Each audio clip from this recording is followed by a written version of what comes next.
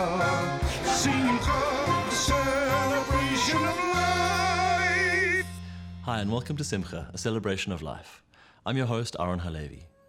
Yehuda or Judah was the fourth son born to Jacob and Leah. He was chosen by Jacob to establish the house of learning that was to serve as the source of Torah knowledge for the Jewish people in Egypt. It was Yehuda's descendants that formed the tribe of Judah, the most populous and prestigious of the 12 tribes of Israel. Rabbi Cannon tells us more.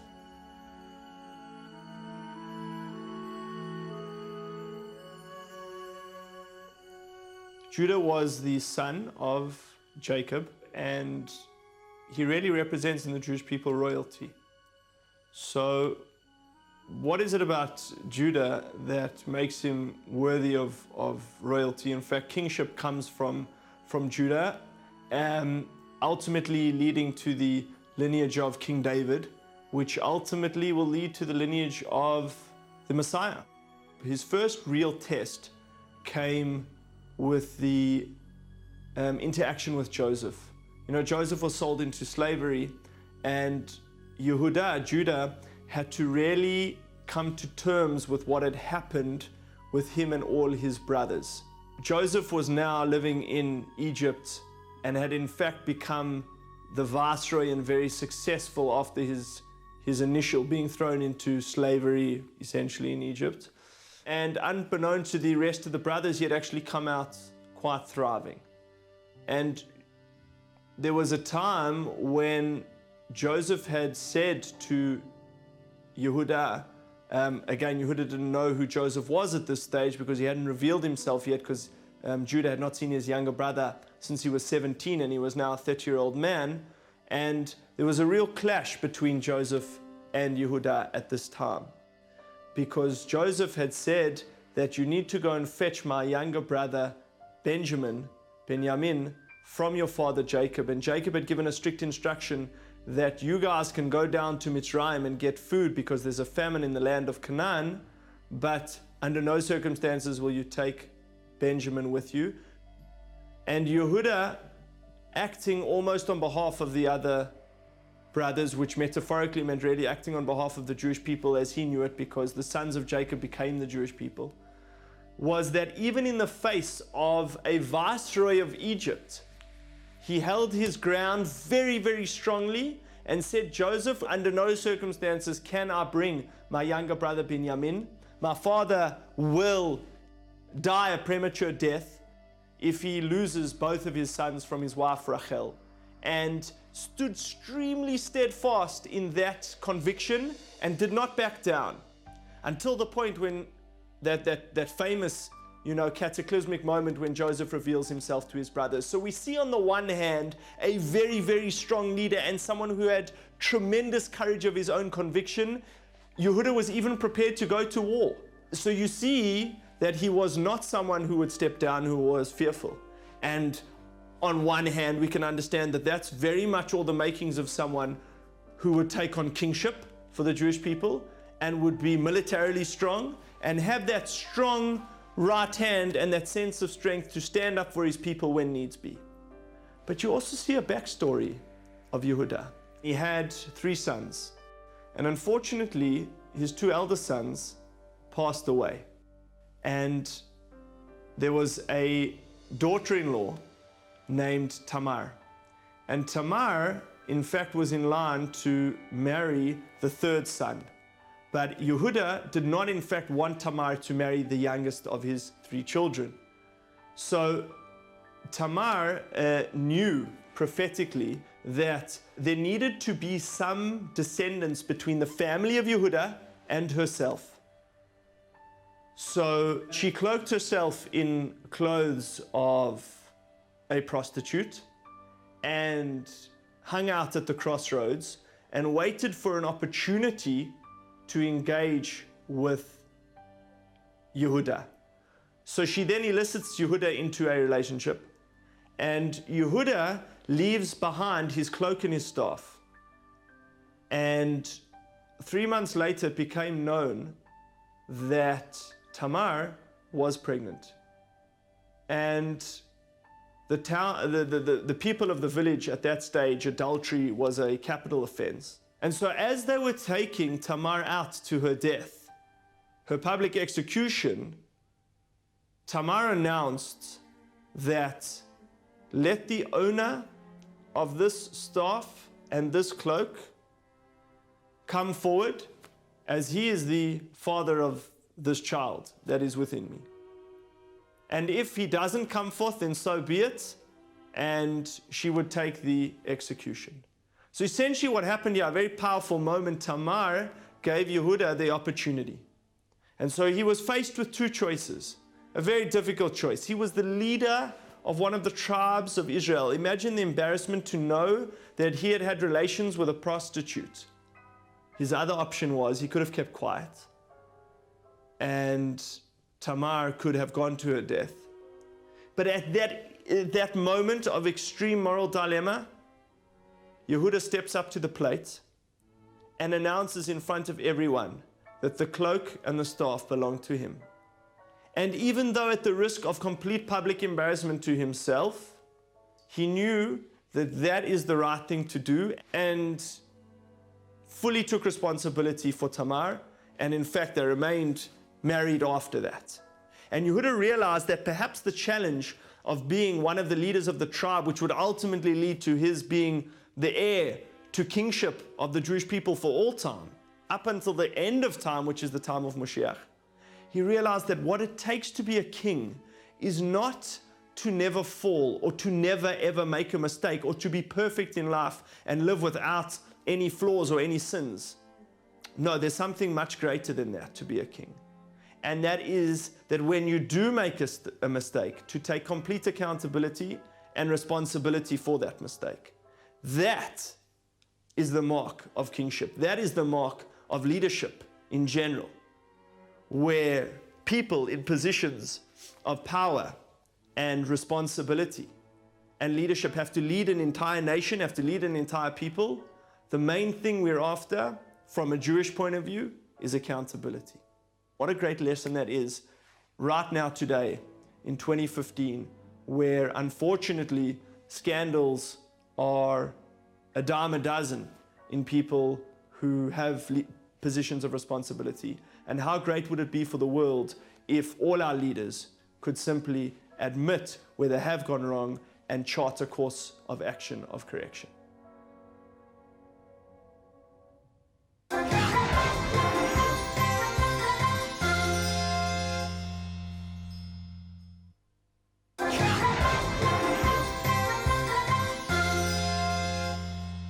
Welcome back. The story of Rachel and Jacob is perhaps one of the greatest love stories in the Torah. When he first met Rachel, Jacob was told by her father Lavan that in return for her hand in marriage, he would have to work for him for 7 years. Jacob did this unquestioningly, but on his wedding night he was deceived by Lavan and married Rachel's sister Leah. Jacob then had to work for a further 7 years before he finally married Rachel. Rebbetzin Aviva Thurgood looks at some of the lessons that can be learned from this remarkable story.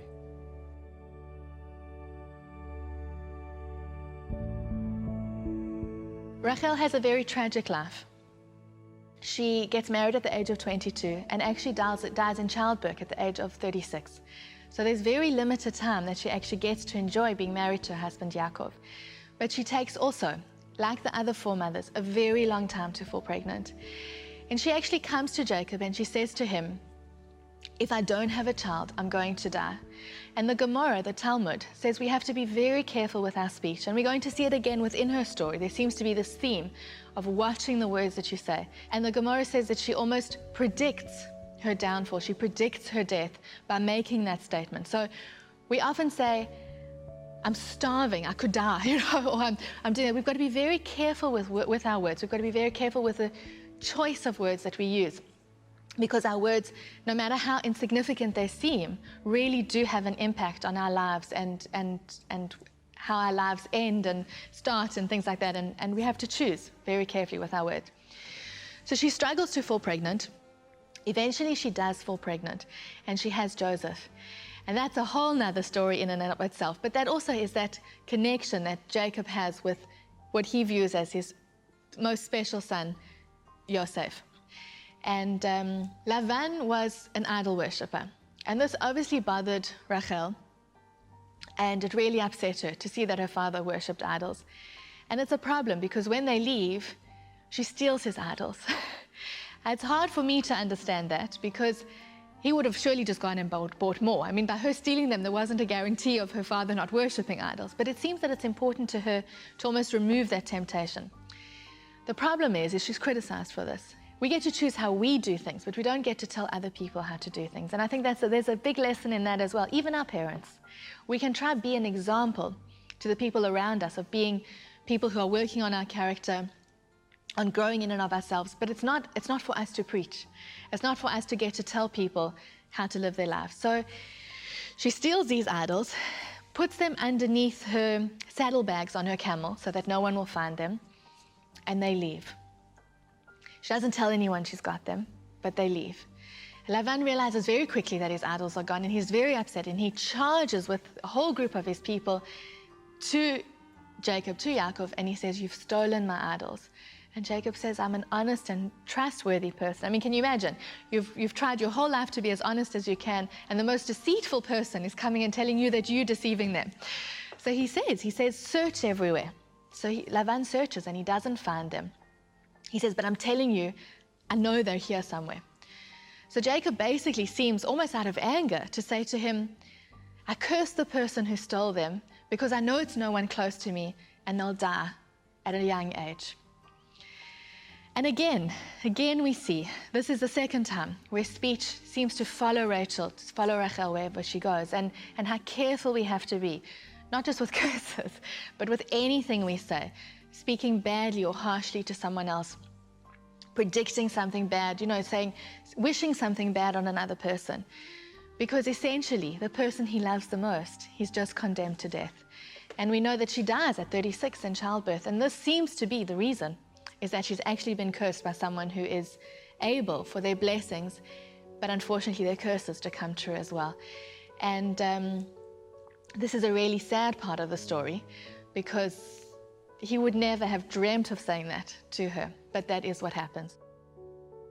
She has Joseph, and then her second child is Benjamin, and it's in that delivery of Benjamin that she dies.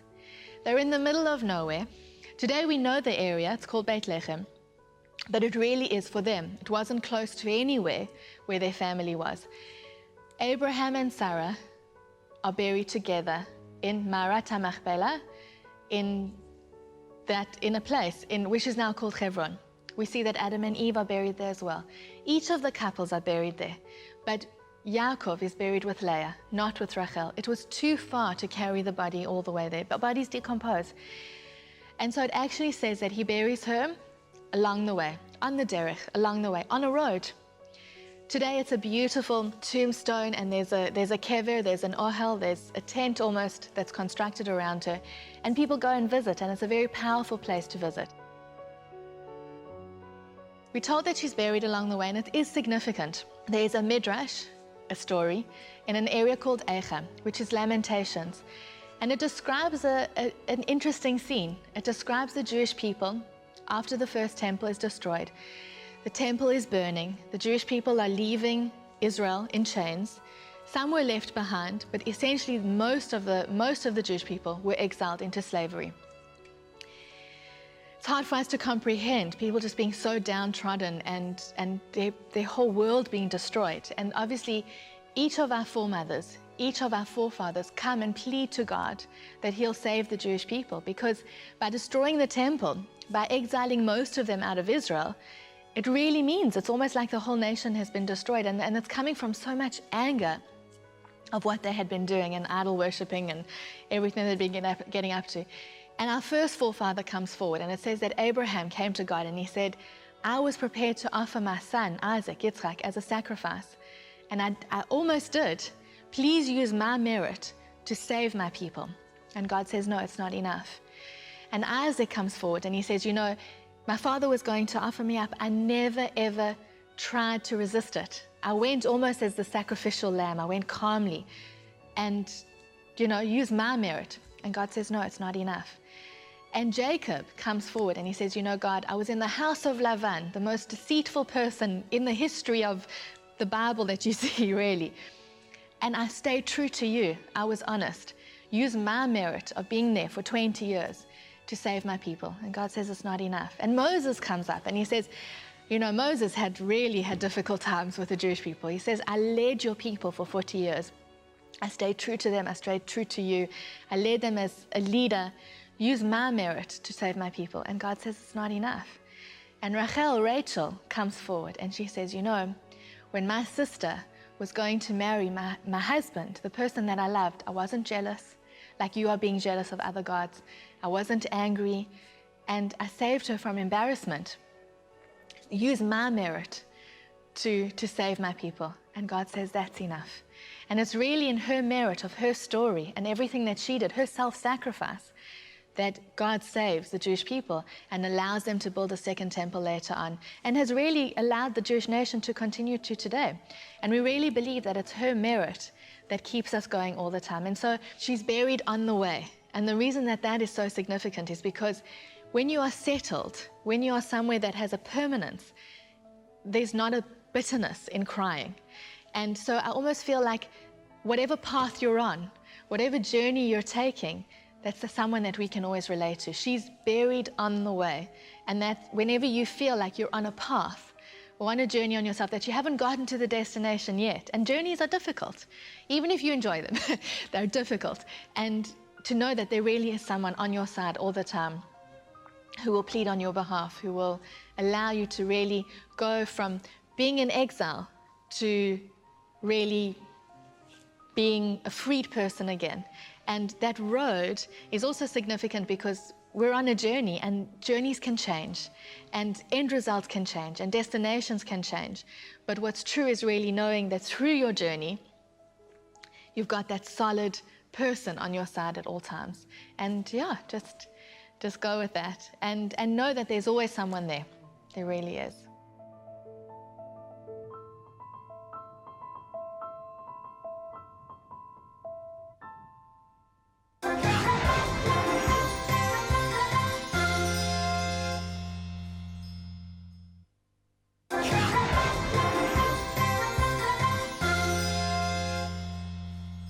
One of the traditions of celebrating the Jewish New Year includes combining honey with apples, in the hope of bringing sweetness and abundance into the coming year.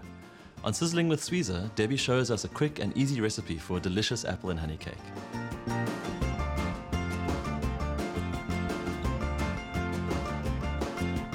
We have just finished our High Holy Day festivals of Rosh Hashanah, the Jewish New Year, and Yom Kippur, the Day of Atonement. On Rosh Hashanah, we have a custom to dip our apples into honey. This symbolizes the sweetness for the new year. We continue with this custom all the way through until the end of Sukkot, which is the Festival of Tabernacles, which we will be entering into soon. When the Jews were traveling in the desert for 40 years, they stayed in temporary structures called Sukkot. These were covered in palm branches, and throughout their time in the desert, Hashem promised them a land flowing with milk and honey. This was the land of Israel. Through all their terrible times in the desert, this is the hope that the Jews clung to, was that they would get to this wonderful land called Israel, the land of flowing milk and honey. During this time of 8 days, when we are celebrating the festival of Sukkot and we are eating in our sukkah, we continue to add honey to our food. This symbolizes our bond with Israel, referred to in the Torah as a land flowing with milk and honey. That still today we are forming that bond with Israel, and we are connected to Israel, the land of the Jewish people. So for this dish, we are going to make an apple and honey cake. The ingredients that we are going to be using is sugar, vanilla essence, eggs, normal cooking oil, flour which has been sifted, baking powder, honey, almonds, and canned apples. You can use fresh apples, and in actual fact, you can use whatever fruit you want. So we are coming through to spring, and it's a wonderful time to be able to use all the nice fresh fruits that are coming through, like apricots and peaches, that you don't have to use them canned, you can use them fresh, and it is absolutely wonderful. So we're going to start off this dish by adding our eggs.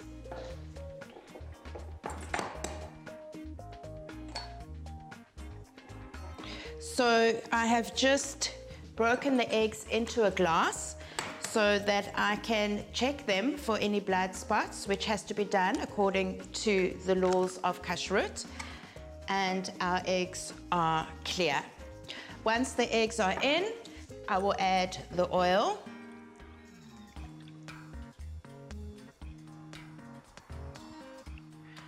And I will add the sugar. So I'm just going to, with a fork, mix the oil and the eggs and the sugar together.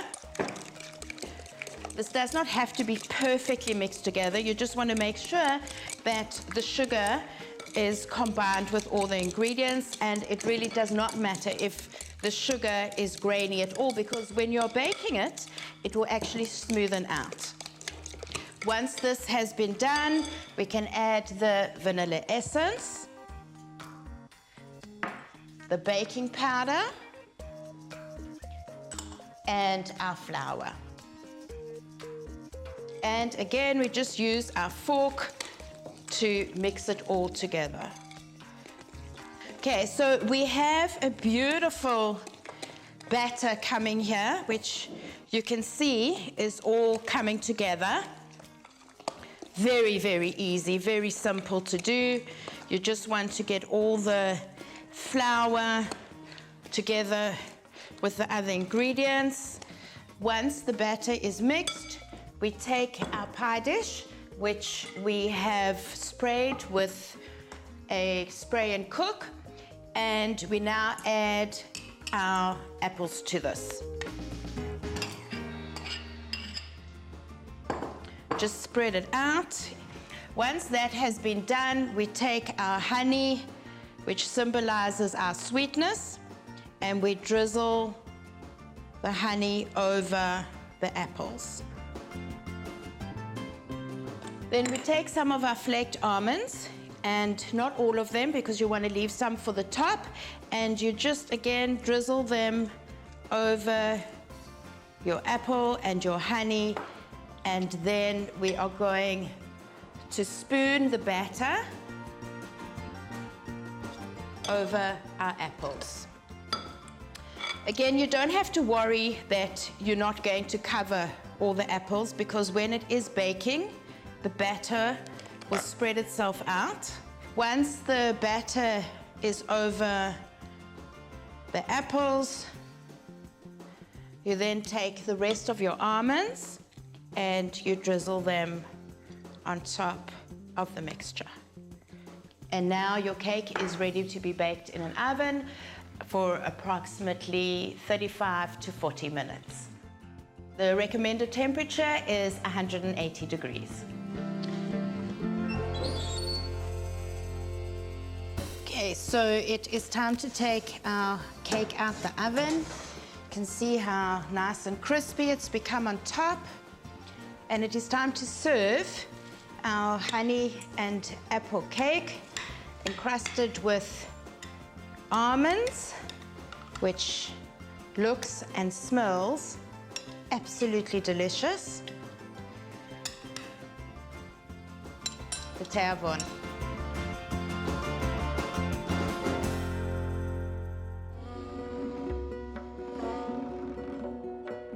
In chapter 5, verse 13 of Pirkei Avot, or Ethics of Our Fathers, it is said, "There are 4 types of contributors to charity. One who wants to give but does not want others to give is begrudging of others.